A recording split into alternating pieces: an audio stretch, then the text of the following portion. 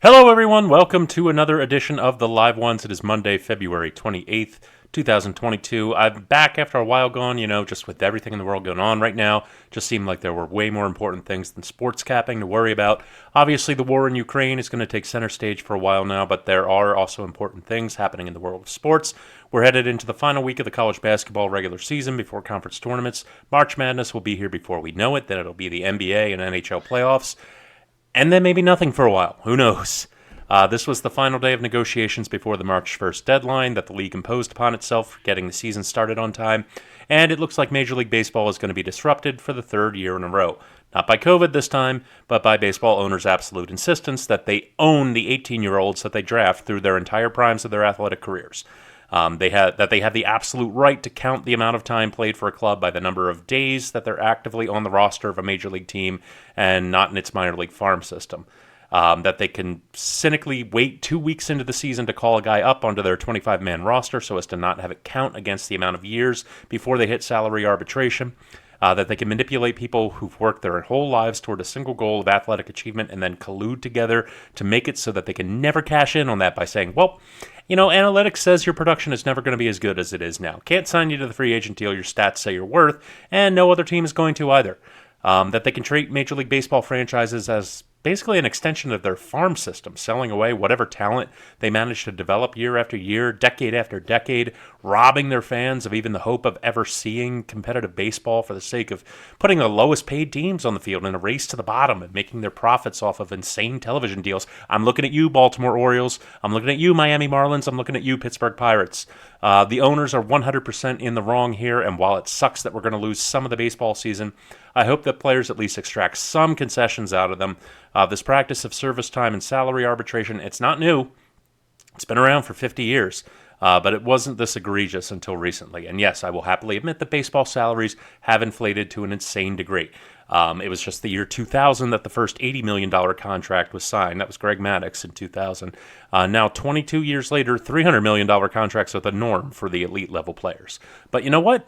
The league made $3.7 billion in revenue in 2000. It makes over $12 billion a year now. That inflation seems entirely appropriate, all things considered. Speaking of the Marlins, Derek Jeter is out as CEO of the Marlins and is giving up his 4% ownership stake. He's just walking away from this whole organization. His tenure was marked by coming into the team, being forced to trade away Giancarlo Stanton, Christian Yelich, and JT Realmuto, and that's about it. He said this morning that he had a different vision of what the Marlins should be than the rest of the front office. Frankly, anyone who had a vision that was something other than, let's trade away all our best players in a fire sale at the deadline every 3 years for future draft picks and prospects that we'll then go ahead and trade away later because we play in a city full of transplants where it's 95 degrees and 90% humidity all summer, and no one has enough of a hometown stake in our team to actually come out to our games and that shit. Anybody who had a different vision than that would have a differing vision, like Derek Jeter is saying. The Miami Marlins, come out and see the teams you actually like from the cities you actually grew up in play against us for next to nothing. We literally don't care. We just want any money we can get. I'm convinced the whole team is a complicated tax shelter at this point.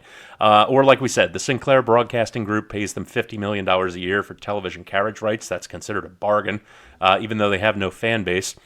Plus the $110 million that every team gets per year of revenue sharing from the league. So that's $160 million that the Marlins get every year before they even have to sell a single ticket to a single game.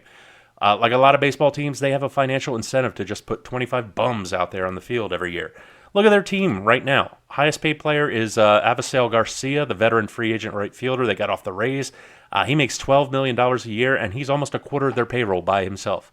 Almost everyone else on their team is in arbitration or on their rookie deals. Their payroll is $55 million.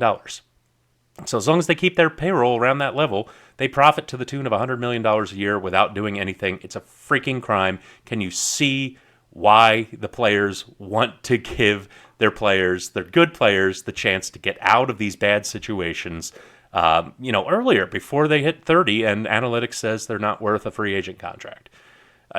Can you see why the players want to have anti-tanking measures, want to have minimum salaries, want to have a draft lottery? it's a freaking crime what the baseball owners are doing. This league just cannot get out of its own way. Anyways, that's where we stand. Absolutely no idea when or if baseball season's going to start, and the owners are the ones robbing us of it because of the fucked up status quo. It's too profitable for them to let go. We've got college hoops, NBA, and the NHL to go over tonight. Let's get to it. And this is going to be kind of brief because we are coming up on the 7 o'clock games at the time of this recording. But we are going to start off in college hoops and the ACC with North Carolina and Syracuse. This is the time of the season when we can begin to really just, see the teams that are getting hot, seeing the teams that are getting to a solid end of the season run. And we can see the teams that, are just fading away quietly. And this matchup is a matchup of one team that's doing one and one team of doing the other. The Tar Heels have really caught fire the last couple of games. They're on a 3-game winning streak, and it's been propelled by just their really, really good shot selection. Their shot percentage has been absolutely red hot throughout this streak, and it's getting better every single game. Syracuse, on the other hand, are allowing their opponents to shoot 43% from the field, and they're averaging 75 points a game given up on defense. They've been getting pummeled in game after game lately, and I see no reason why the trend shouldn't continue tonight. Give me the Tar Heels minus 7 points. Over to the Big 12 and a big game between Texas Tech and Kansas State. We've got two teams that like slow paces and grinding games out in a critical conference matchup for both teams' tournament seeding. Since the first meeting between these two back in January, Texas Tech has gone on a strong run that's making them look like really serious contenders, like they might make a real serious run in the tournament. Not only has their defense improved, but their offense has really greatly improved steadily, and they have the ability on both ends of the ball just to make life really challenging for K-State here tonight.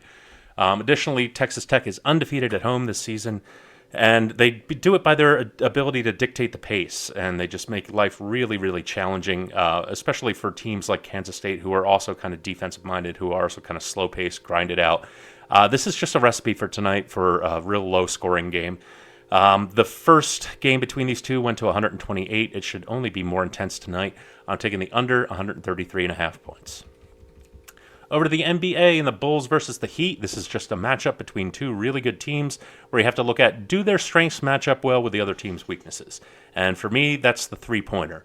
The Bulls don't do it very often, which is a shame because the Heat allow the highest frequency of three-point attempts in the league. On the other hand, Chicago is the third worst team in the NBA at defending the arc, and Miami is the third best in terms of three-point percentage. That and the fact that the Heat are the home team tonight should be a hot crowd for a big marquee matchup. That's my edge tonight, the three-pointer, the home team advantage. Give me the Heat laying the 4 points tonight. Up to Brooklyn and the Raptors and the Nets. The Nets just have no one on the court, pure and simple, no one. No one. They should come out onto the court tonight to that Alicia Keys song. The month of February has seen Brooklyn fall apart on both ends of the floor. They're now 21st overall in offensive efficiency and 29th in defensive efficiency. We're fading them even as the home team.